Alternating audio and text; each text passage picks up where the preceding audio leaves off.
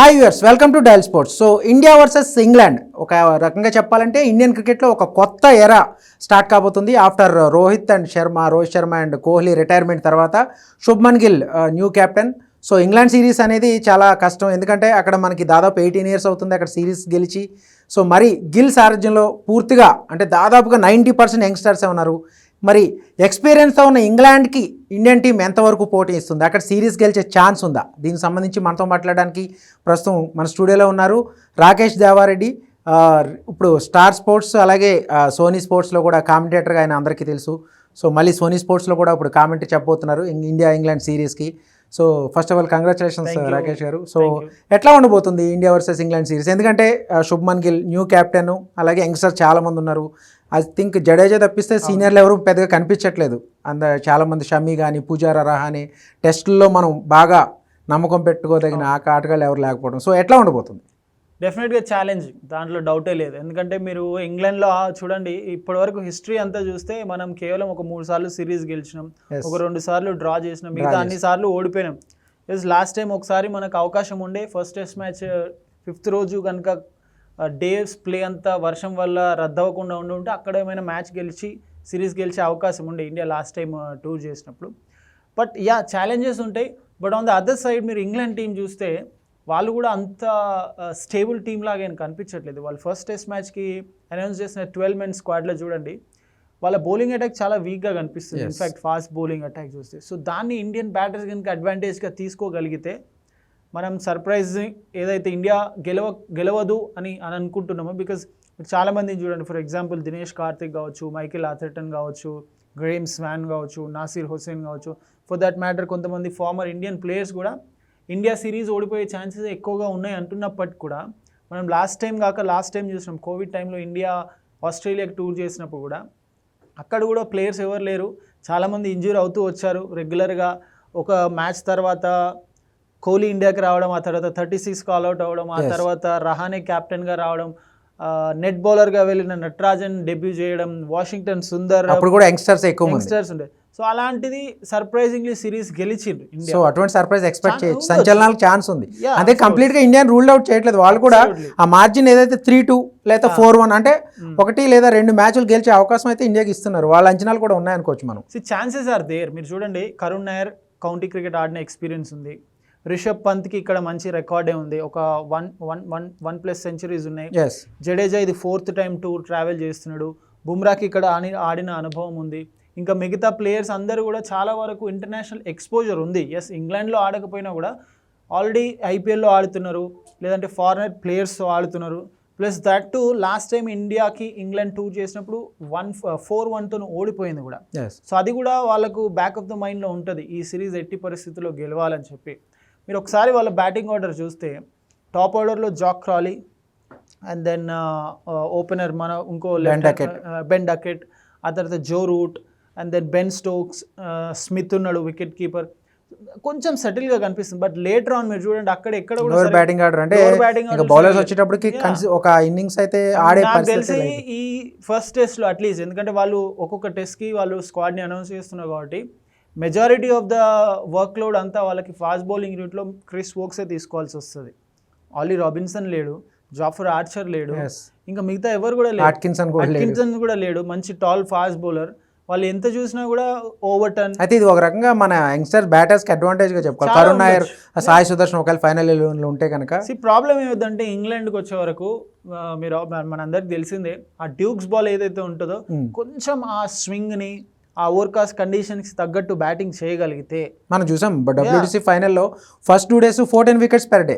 ఆ తర్వాత మీరు చూస్తే మళ్ళీ ఓవర్కాస్ట్ కండిషన్స్ లేకపోవడం, సౌత్ ఆఫ్రికా చేయడం. సో జస్ట్ అంటే మ్యాచ్ అది లార్డ్స్లో జరిగింది, మనం ఆడే match Lord's and Leeds. But still almost similar conditions ఉంటాయి.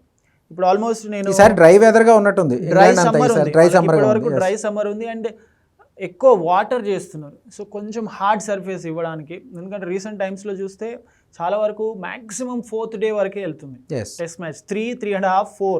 ఆ 4th day కూడా వెళ్ళిన సందర్భాలు చాలా తక్కువ రీసెంట్ టైమ్స్. ఆ పిచ్ క్యూరేటర్ కూడా కామెంట్ చేశాడు 5th డే ఉండాలి, కానీ కంప్లీట్గా పేస్ పిచ్ ఇవ్వట్లేదు, ఎందుకంటే మన బౌలింగ్ అటాకింగ్ కూడా వాళ్ళు తేలిగ్గా తీసుకోవట్లేదు. బూమ్రా ఉన్నాడు, సిరాజ్ అండ్ ప్రసిద్ధ్ కృష్ణ, ఇప్పుడు ఆకాష్ దీప్, మిగిలిన అంటే కంప్లీట్ గా ఒకప్పుడు పేస్ పిచ్లు ఉండేవి. శార్దుల్ కూడా మంచి రికార్డ్ ఉంది, లాస్ట్ టైం ఇండియా టూర్ చేసినప్పుడు కూడా తను ఆడిన ఎక్స్పీరియన్స్ కూడా ఉంది. సో ఐ థింక్ వాళ్ళు కూడా కొంచెం కాంపిటేటివ్ వికెట్ని తయారు చేస్తేనే వాళ్ళకు కూడా ఛాన్సెస్ ఉంటాయి. అఫ్ కోర్స్ మనం ఏ కంట్రీకి వెళ్ళినా కూడా అక్కడి హోమ్ కంట్రీకి తగ్గట్టు వాళ్ళు పిచ్ని తయారు చేస్తున్నప్పటికీ, ఇందాక మనం స్టార్టింగ్లో మాట్లాడుతున్నట్టు వాళ్ళ బౌలింగ్ యూనిట్ అంత స్ట్రాంగ్గా లేదు, స్పెషలీ ఫాస్ట్ బౌలింగ్ యూనిట్ కాబట్టి. సో దాన్ని కంపెన్సేట్ చేయాలి. దాన్ని కంపెన్సేట్ చేయాలంటే వాళ్ళ బ్యాటర్స్కి అనుకూలంగా పిచ్ని కూడా తయారు చేయాల్సి ఉంటుంది. సో కొన్నిసార్లు మనం ఒక అడుగు పైకి కాకుండా ఒక అడుగు వెనక్కి వేయాలన్నట్టు ఉంటుంది కదా. సో వాళ్ళకు ఉన్న ఆ బౌలింగ్ యూనిట్ ఏదైతే అంత స్ట్రాంగ్ లేదో దానికి తగ్గట్టు పిచ్ని తయారు చేస్తారు. Maybe we can expect 4.5 days అని అనుకుంటున్నా. Okay, coming to the Indian batting order, ఈ సిరీస్కి స్క్వాడ్ అనౌన్స్ చేసిన తర్వాత who are the replacement for Rohit Sharma and Kohli అనుకున్నారు వాళ్ళ ప్లేసుల్లో. సో యశస్వి జైస్వాల్తో ఓపెనర్గా ఎవరికి ఛాన్స్ ఉంది అనుకుంటున్నారు? Very very clear KL Rahul, దాంట్లో డౌటే లేదు. అంటే ఆఫ్టర్ ఇంటర్ స్క్వాడ్ మ్యాచ్ తర్వాత అనుకోవాలి, ఇంటర్ స్క్వాడ్ మ్యాచ్ అంతకుముందు ఇంగ్లాండ్ లయన్స్ తో, ఇంగ్లాండ్ లయన్స్ కావచ్చు, లేదంటే last time Australia tour. And more importantly మీరు చూడండి, అంటే కనుక మనకు ఆప్షన్స్ అయితే ఉన్నాయి. గిల్ ఓపెనర్గా ఆడాడు, సాయి సుదర్శన్ ఆడాడు ఓపెనర్గా, సో ఆప్షన్స్ అయితే ప్లెంటీ ఆఫ్ ఆప్షన్స్ ఉన్నాయి, కానీ కేఎల్ రాహుల్ దగ్గర బెటర్ చాయిస్ ఏమో. సాయి సుదర్శన్ ఇప్పటివరకు ఇంకా డెబ్యూ చేయలేదు. And Shubman Gill is pretty clear. Last time కూడా మనకు ద్రావిడ్ కోచ్గా ఉన్నప్పుడు కూడా తను ఓపెన్ స్టేట్మెంట్ ఇచ్చాడు, గిల్ మాకు రిక్వెస్ట్ పెట్టుకుంటున్నాడు నెంబర్ 3లో ఆడడానికి యాజ్ అన్ ఓపెనర్ కంటే ఎక్కువ అని చెప్పి. అండ్ ఇప్పుడు కోహ్లీ లేడు, దట్టు మీకు మనకు ఒక చిన్న అనుమానం కూడా ఉంది గిల్ మీద, కొత్త బాల్తోని సరిగా ఆడడు, అంటే వికెట్స్ త్వరగా పడితే మేబీ ఆ బాల్ అంతగా షైన్ ఇంకా ఉంటుంది కాబట్టి స్వింగ్ చేయగలిగితే ఎట్లా ఆడతాడు అనేది. బట్ ఇంకా దెర్ ఇస్ నో ఆప్షన్, ఇంకా ఆడాల్సిందే. ఒక ఫస్ట్ 2 overs ఒకవేళ వికెట్ పడినా మీరు నెంబర్ 4లో వచ్చినా నెంబర్ 5లో వచ్చినా మీరు యాజ్ అన్ ఓపెనర్గా ఆడాల్సి ఉంటుంది, ఎందుకంటే ఆ బాల్ షైన్ అట్లానే ఉంటుంది, కండిషన్స్ ఇంకా పిచ్ అంతే న్యూగా ఉంటుంది, స్లైట్ గ్రాస్ ఉందంటే డెఫినెట్గా మూవ్ అవుతుంటుంది. అండ్ ఆ డ్యూక్ బాల్ మనకు తెలుసు, డ్యూక్ బాల్ ఏంటంటే ఆ సీమ్ ఓపెన్ అప్ అంటే ఇట్లా ఓపెన్ అయి ఉంటుంది, క్లోజ్డ్ సీమ్ లాగా కాకుండా. సో డెఫినెట్గా ఛాన్సెస్ ఉంటాయి, ఖచ్చితంగా బాల్ మూవ్ అవుతుంది. అండ్ ఇంకో ఇంపార్టెంట్ విషయం ఏంటంటే మనం ఇండియాలో చూసి ఇంగ్లాండ్లో చూస్తే ఇండియాలో చాలా వరకు most of the stadiums are closed stadiums, whereas England అన్ని ఓపెన్ స్టేడియమ్స్, గాలి ఎక్కువగా వస్తుంది. అండ్ స్టేడియం కెపాసిటీ కూడా 18,000, 20,000, 25,000 తక్కువ ఉంటుంది. సో మీకు అన్ని వైపుల నుంచి గాలి వస్తుంది, గ్రీనరీ ఎక్కువగా ఉంటుంది, అక్కడ హీట్ కూడా మనంత హీట్ ఉండదు కాబట్టి బౌలర్స్ ఫ్రెండ్లీ వికెట్ లాగా ఉంటుంది. బట్ ఇక్కడ ఈ లీడ్స్ గ్రౌండ్ చూస్తే ఓవరాల్గా ఇప్పటి వరకు ఫస్ట్ ఇన్నింగ్స్ యావరేజ్ స్కోర్ చూస్తే 298 అలా ఉంది. బట్ ఇఫ్ 300+ ఫస్ట్ ఇన్నింగ్స్ అయితే మేబీ ఛాన్సెస్ ఉంటాయి అనుకుంటా. సో నెంబర్ 3లో కరుణ్ నాయర్కి ఒక బెటర్ ఆప్షన్ అనుకుంటున్నారు, ఎందుకంటే ఆఫ్టర్ 8 years కంబ్యాక్ వచ్చాడు మళ్ళీ టీంలోకి. So 3-4 was the crucial in test match, ఎందుకంటే ఒక భారీ ఇన్నింగ్స్ ఒక భారీ స్కోర్ చేయాలంటే. So 3 Karun Nair I think fit అవుతాడు అనుకుంటా, 100% డౌటే లేదు. కౌంటీ ఎక్స్పీరియన్స్ ఉంది, తన హైయెస్ట్ స్కోర్ కూడా ఇంగ్లాండ్ మీదనే, అది ఇండియాలో చేసినప్పటికీ చెన్నైలో మొన్న జరిగిన ఫస్ట్ టూర్ మ్యాచ్లో 200 సెంచరీ కొట్టాడు.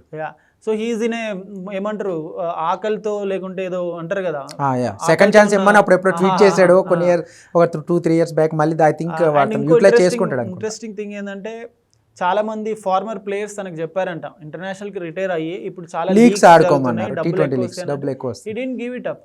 సో ఏదో నాకు కావాల్సిన అవకాశాలు రాలేదు, నేను మళ్ళీ ప్రూవ్ చేసుకోవాలి, ఇండియాకి ఆడితే వచ్చే గుర్తింపు అది వేరే ఉంటుంది. సో అదైతే తనలో ఉన్నట్టు కనిపిస్తుంది. జస్ట్ ఇమాజిన్ ఈ సిరీస్ మొత్తంలో తను 1 century, ఒక 3 half centuries అట్లా చేసినా కూడా he'll be there for another at least 1-2 years లాగా ఎక్స్పెక్ట్ చేయొచ్చు. టెస్ట్ మ్యాచ్లకి టెస్ట్ ఫార్మాట్, ఎందుకంటే నెక్స్ట్ ఇండియాకే టూర్ చేసే టీమ్స్ చాలా ఉన్నాయి కాబట్టి ఈ వరల్డ్ WT సైకిల్లో మనకి క్రూషియల్ టెస్ట్ సిరీస్లనే ఉన్నాయి. సో ఐ థింక్ ప్రాబబ్లీ ఉంటాడు. సో 5th పొజిషన్లో ఆటోమేటిక్గా పంత్ వస్తాడు, మేబీ 6 and 7. అంటే మనకి నితీష్ కుమార్ రెడ్డికి ఫైనల్ 11లో శార్దుల్ ఠాకూర్ నుంచి గట్టి పోటీ ఉంది.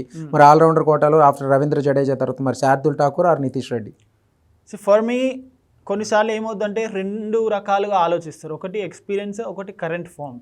ఓకే, కరెంట్ ఫామ్ చూస్తే ఆస్ట్రేలియాతో సిరీస్ తర్వాత ఐపీఎల్లో నితీష్ కుమార్ రెడ్డి అంత ఎక్స్ట్రాడినరీ ఫామ్లో అయితే లేడు, అండ్ చాలా వరకు క్రిటిసిజంని కూడా తను ఫేస్ చేయాల్సి వచ్చింది. అండ్ వేరే శార్దుల్ ఠాకూర్ విషయానికి వస్తే అసలు ఐపీఎల్లో ఏ టీం తీసుకోలేదు, రిప్లేస్మెంట్ ప్లేయర్గా వచ్చి ఇనీషియల్గా బాగా ఆడి ఎల్ఎస్జీకి అండ్ లేటర్ తను కూడా ప్రూవ్ చేశాడు వై ఐఎమ్ వర్త్, నేను ఎందుకు ఇంటర్ స్క్వాడ్ మ్యాచ్ లో కూడా century and 4 wickets I think. Yeah, so నేను ఎందుకు వర్త్ టీంలో ఉంటే నా వల్ల ఏం లాభం వస్తుందని. ఎందుకంటే లాస్ట్ టైం టూర్ చేసినప్పుడు ఐ థింక్ కూడా హాఫ్ సెంచరీ కూడా. సో అవన్నీ కన్సిడర్ చేస్తే నేను అనుకోవడం ఏంటంటే నితీష్ కుమార్ రెడ్డి కంటే ఎక్కువ they will go for Shardul Thakur. Yes, మీరు ఒక ఎక్స్ట్రాడినరీ, అతను బౌలింగ్ ఆల్రౌండర్, ఇతను బ్యాటింగ్ ఆల్రౌండర్. బ్యాటింగ్ డెప్త్ కావాలంటే నితీష్ కుమార్ రెడ్డి, బ్యాటింగ్ డెప్త్ కావాలంటే నితీష్ కుమార్ రెడ్డిని వైపు వెళ్ళే ఛాన్సెస్ ఉన్నాయి. But on the other side మీకు ఎక్స్పీరియన్స్ ప్లస్ రెండిట్లలో 50 కండిషన్స్ కూడా చూసి మేబీ, బికాస్ శార్దుల్ న్యాచురల్ గా బాల్ ని off the pitch seam movement ఉంటుంది, దాంతో పాటు కొంచెం మీకు ఓవర్కాస్ట్ కండిషన్స్ ఉంటాయి కాబట్టి ఆ స్వింగ్ కూడా ఉంటుంది. ఎస్, పేస్ ఎక్కువ ఉండదు, మీరు నితీష్ విషయంలో కూడా అంతే, పేస్ ఎక్కువ లేదు. అండ్ మోర్ ఇంపార్టెంట్లీ నితీష్ ఇప్పటి వరకు అయితే మనం మ్యాచ్ విన్నింగ్ స్పెల్స్ అయితే ఏం లేవు. ప్లస్ ఆస్ట్రేలియాలో సెంచరీ చేశాడు బ్యాట్ పరంగా, బౌలింగ్ తో అంత మ్యాజిక్. అండ్ బాల్ ని మూవ్ చేయడం కావచ్చు, ఆఫ్ ద పిచ్ ఆ సీ మూవ్మెంట్ రావడం కావచ్చు, వేరియేషన్స్ కూడా అంత పెద్ద చూడలే. బట్ శార్దుల్ విషయానికి వస్తే వేరియేషన్స్ ఉన్నాయి, ఆఫ్ ద పిచ్ మూవ్మెంట్ వస్తుంది, కండిషన్స్ తనకు అనుకూలంగా ఉంటే న్యాచురల్గా బాల్ని రైట్ హ్యాండ్ బ్యాటర్స్కి away from the body తీసుకెళ్ళగలడు.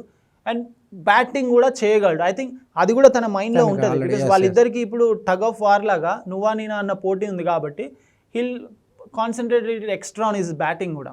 So for me I think, ఎందుకంటే ఫస్ట్ మ్యాచ్ ఎప్పుడు కూడా ఏ టూర్లో అయినా కూడా away from India first match గెలిస్తే మీకు అట్మాస్ఫియర్ అనేది చాలా పాజిటివ్గా ఉంటుంది. సో ఐ థింక్ శార్దుల్ వైపు వెళ్ళే ఛాన్సెస్ ఉన్నాయి. Coming to the bowling attack, okay, obviously Bumrah face attack lead చేయబోతున్నాడు, బూమ్రా అండ్ సిరాజ్ ఇద్దరు ఖచ్చితంగా ఉంటారు. సో మరి ఇంగ్లాండ్ పేస్ కండిషన్స్కి, అక్కడ పిచ్ కండిషన్స్కి మన బౌలింగ్ కాంబినేషన్లో ఎవరు ఉంటే బెస్ట్ అనుకుంటున్నారు? ఫాస్ట్ బౌలర్లు 4 or 5 or 4-3. So I think Bumrah and Siraj అయితే పక్కా ఉంటారు. ప్రసిద్ధ్ కృష్ణన్ కూడా we can expect him to be the 3 bowlers done. 3 అయినరు. ఇందాక మీరు మాట్లాడినట్టు Nitish or Shardul, so 4 options అయిపోయినాయి. అండ్ దెన్ జడేజా 5 అయిపోయింది. ఆ తర్వాత ఇద్దరు ఓపెనర్లు జైస్వాల్ అండ్ కేఎల్ రాహుల్ 7 అయిపోయింది. ఆ తర్వాత నెంబర్ 3 లో Karun Nair, and then number 4 లో శుభ్మన్ గిల్, ఆ తర్వాత రిషబ్ పంత్. సో ఇంకొక స్పాట్ మిగిలి ఉంది. అంటే ఇక్కడ జురెల్ కూడా కన్సిడర్ చేస్తున్నారు చాలా మంది, అంటే యాజ్ ఏ స్పెషలిస్ట్ బ్యాటర్ గా, not wicket keeper. Rishabh Pant కి మంచి రికార్డ్ ఉంది ఇక్కడ. సో ఐ డోంట్ థింక్ ఇంకా వేరే ఆప్షన్ వైపు ఇప్పుడైతే ప్రస్తుతానికి అయితే వెళ్ళరు. సో ఆ ఒక్క స్పాట్ కోసం స్పెషలిస్ట్ బ్యాటర్ కావాలా, లేదంటే ఇంకో ఫాస్ట్ బౌలర్ కావాలా, లేదంటే ఇద్దరిని నితీష్ అండ్ శార్దుల్ని ఆడిపించి నితీష్ని మోర్ ఆఫ్ ఏ బ్యాటింగ్ ఆల్రౌండర్గా వాడుతూ, బికాజ్ ఇద్దరు ఫాస్ట్ బౌలర్స్ అవుతారు మీకు, శార్దుల్ అండ్ నితీష్. మనం ఏంటంటే జస్ట్ ఎక్స్ప్లోర్ చేస్తున్నాం ఆప్షన్స్ ఎలా ఉండొచ్చు అని. వాళ్ళిద్దరు ఫాస్ట్ బౌలింగ్ ఆప్షన్స్ అవుతారు మీకు, ప్రసిద్ధ్ అండ్ దెన్ ఇన్ఫాక్ట్ మనం జడేజా పేరు చెప్పాం ఆల్రెడీ. జడేజా ఆర్ కుల్దీప్ అనుకున్నాం, కానీ కుల్దీప్ ఛాన్స్ లేదు. Maybe Jadeja was senior experience bowler కాబట్టి. ఒకవేళ జడేజా ఉంటే మళ్ళీ ఒకసారి చూస్తే ఇద్దరు ఓపెనర్స్ జైస్వాల్, కేఎల్ రాహుల్, ఆ తర్వాత కరుణ్ నాయర్, అండ్ దెన్ శుభ్మన్ గిల్, ఆ తర్వాత రిషబ్ పంత్, ఆ తర్వాత జడేజా అనుకుందాం జస్ట్ ఫర్, ఆ తర్వాత Nitish or Shardul, and then మీకు ముగ్గురు ఫాస్ట్ బౌలర్స్ ఎవరు? బూమ్రా, సిరాజ్, ప్రసిద్ధ్ కృష్ణ 9-10 అయింది. సో ఆ ఒక్క పొజిషన్ కోసం ఇద్దరు ఫాస్ట్ బౌలర్స్, మొత్తం 5 ఫాస్ట్ బౌలర్స్ కావాలనుకుంటే ఆ ఇద్దరు ఆల్రౌండర్స్ నైనా ఆడిపించవచ్చు. లేదు అంటే ముగ్గురు ఫాస్ట్ బౌలర్స్, మీరు అన్నట్టు ఒక స్పెషలిస్ట్ బ్యాటర్ జురోల్ స్క్వాడ్ కి హర్షిత్ రాణాని కూడా యాడ్ చేశారు మేబీ లేటర్. అంటే ఈ సిరీస్ లో 5 టెస్ట్ సిరీస్ కాబట్టి ప్రతి ఒక్కరికి మేబీ ఒక మ్యాచ్ లో అవకాశాలు ఉంటాయి, ఇంకా వేరే చేంజెస్ కూడా చూడొచ్చు, అవకాశాలు కూడా ఉంటాయి. ఎందుకంటే long series 25 days test matches ఆడాలి, మధ్యలో ఫస్ట్ టెస్ట్ కి సెకండ్ టెస్ట్ కి ఆల్మోస్ట్ 8+ days ఆఫ్ గ్యాప్ కూడా ఉంది కాబట్టి ఇంజురీ కూడా చాలా అయ్యే అవకాశం ఉంది. ఇది ఎవర్ నో, మనం ఇంజురీస్ని రూల్ అవుట్ చేయడానికి లేదు. ఓకే, ఫైనల్గా ఈ సిరీస్ సంబంధించి మీ ప్రెడిక్షన్, అంటే గిల్ కెప్టెన్సీ, కోచ్ గంభీర్ ఒక స్ట్రాటజీని పరిగణలోకి తీసుకుంటే కనుక సర్ప్రైజ్ ఒకవేళ చేస్తే మేబీ ఓకే ఇంగ్లాండ్కి ఎంత ఎడ్జ్ ఇస్తారు, అలాగే ఇండియాకి ఎంత ఛాన్స్ ఇస్తారు? సో ఐ థింక్ 70% ఇంగ్లాండ్కి ఛాన్స్ ఉంది, బికాజ్ వాళ్ళ home conditions. At least 1 or 2 test India win అయ్యే ఛాన్స్ ఉందని చాలా మంది ప్రెడిక్ట్ చేస్తున్నారు. 1 or 2 ఛాన్సెస్ ఉన్నాయి, లేకపోలేదు. మీకు ఫస్ట్ మ్యాచ్ కనుక మీరు ఇన్ఫ్యాక్ట్ ఒకవేళ గెలవకున్నా కూడా, ఓడిపోకుండా ఉన్నా కూడా మీరు ఆ పాజిటివ్స్ని తీసుకొని వెళ్ళొచ్చు నెక్స్ట్ టెస్ట్ మ్యాచ్. మీరు ఎప్పుడైతే ఓడిపోతారో మీకు క్రిటిసిజమ్స్ వస్తాయి. మీరు ఓడిపోతే గంభీర్ ఒకవేళ ఏదైనా బోల్డ్ డెసిషన్స్ తీసుకుంటే తన మీద క్రిటిసిజం వస్తుంది. శుభ్మన్ గిల్ మ్యాచ్లో సరైన నిర్ణయాలు తీసుకోలేకుంటే, శుభ్మన్ గిల్కి ఏ ఎక్స్పీరియన్స్ లేదు, పనికిరాడు అని మన ఇండియన్స్ అతని మీద అంచనాలు లేవు కూడా అంతగా. సో అదే ఒక అడ్వాంటేజ్ కావచ్చు మేబీ. కొన్నిసార్లు అదే అవుతుంది, మీ మీద ఎలాంటి అంచనాలు లేకుండా. 2007 వరల్డ్ కప్ ఎట్లా గెలిచారు, ఇందాక చెప్పినట్టు ఇండియా ఆస్ట్రేలియా టూర్ కావచ్చు. సో అంచనాలు లేకుండా వెళ్ళినప్పుడే సంచలనాలు సృష్టించవచ్చు. ఎక్కువ అంచనాలతో వెళ్తేనే ప్రాబ్లం అవుతుంది, ఎందుకంటే ప్రెషర్ ఉంటుంది కాబట్టి. Okay, thank you very much Rakesh garu, thank you very much. So India England series అయితే ఖచ్చితంగా వన్ సైడ్ అయితే కాదు.